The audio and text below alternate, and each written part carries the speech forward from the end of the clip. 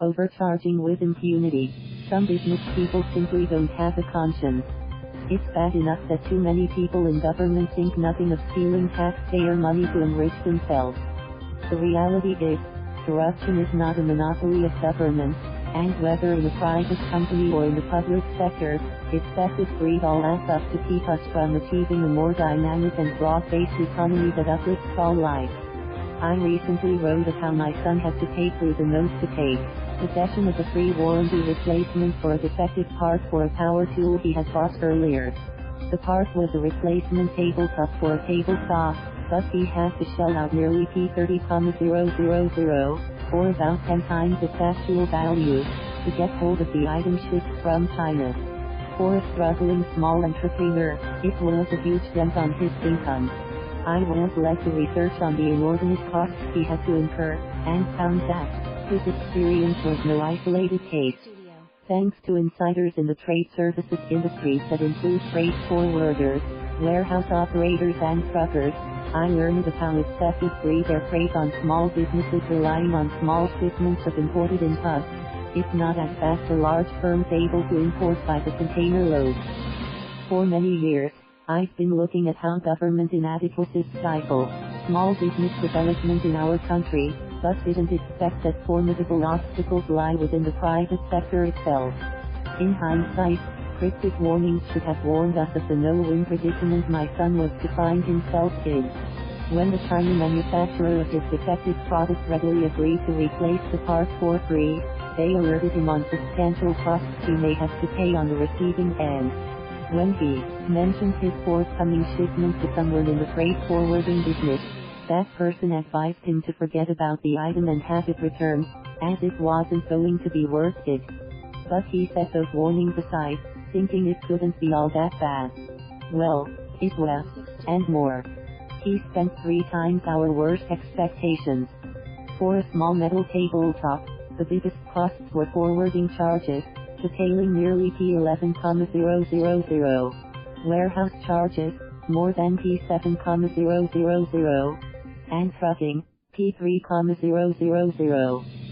There were also inordinate charges for customs processing, P3,500, yet no duties were due. Handling, P1,600. Documentation, P1,000.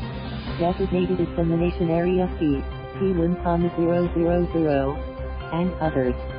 From what I've learned, it's the freight forwarders and the off-dock container freight stations, CFS, or warehouse operators who have been overcharging importers somewhat, arbitrarily, and with impunity. The whole scheme, as described to me, came about as follows.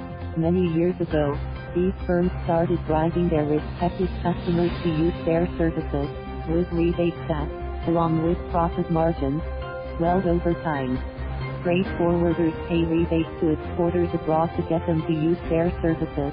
It amounts to buying their cargo. No wonder my son's China supplier was happy to ship a free replacement part. They were getting paid for it by someone else. Meanwhile, the CFS operators pay the freight forwarders similar rebates to patronize their warehouses. All those added costs, along with arbitrary profits, are hidden in the total amount charged to the hapless importer, who pays for it all, on a per cubic meter or per ton, whichever leads to a higher amount, basis. To get a sense of the numbers, the rebates used to be at per 40-foot container, 420-footers, back around 1998. By 2006, these started skyrocketing and peaked at P12,000, depending on the exchange rate, per cubic meter or ton, translating to a whopping 000 per 40-foot container, around 000 per 20-footer. This amount is shared between the foreign forwarder and their local agent or branch. Meanwhile, Mayor Joseph Estrada's Manila truck ban gave truckers the excuse to jack up rates from P3,500, P4,500 to P10,000, P12,000 per container, which have stayed there since, even as the ban is gone. All these unwarranted trade costs lead to much higher costs of commodities than they need to be. So don't think it's only dishonest public officials making life hard for all of us. cielito.habito@gmail.com. Thank you for watching. Please subscribe.